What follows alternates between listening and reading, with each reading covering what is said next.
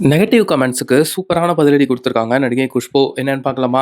கடந்த சில நாட்களுக்கு முன்னாடி நடிகை குஷ்பு மற்றும் சுந்தர் சி இந்த தம்பதியுடைய மூத்த மகள் அவந்திகாவுடைய திருமணம் மிக பிரம்மாண்டமா நடந்து முடிஞ்சுதுங்க.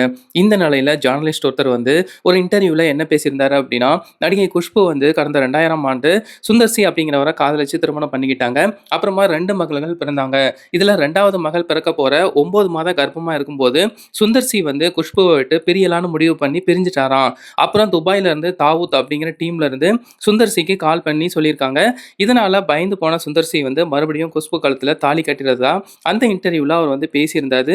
இந்த ஒரு விஷயம் வந்து சோசியல் மீடியால செம ட்ரெண்டிங்கா போயிடுச்சுங்க. இதை பார்த்து கடுப்பான நடிகை குஷ்பு வந்து ஒரு கமெண்ட் வந்து போட்டிருந்தாங்க. இந்த டேஷ் மகனை ரோட்ல வச்சு வெளுக்கணும். இவன் கண்டிப்பா என்கிட்ட செருப்படி வாங்குவான். இவன் ஒரு அப்பனுக்கு பிறந்திருந்தா நேர்ல வந்து என் மூஞ்சிய பார்த்து பேசுறா அப்படிங்கிற மாதிரி சொல்லியிருந்தாங்க. இந்த விஷயம் தான் இப்போ சோசியல் மீடியால வைரல் ஆகி வந்துட்டு இருக்கு. இதே மாதிரி அப்டேட்டுக்கு சினிமா டாக்ஸை சப்ஸ்கிரைப் பண்ணிக்கோங்க.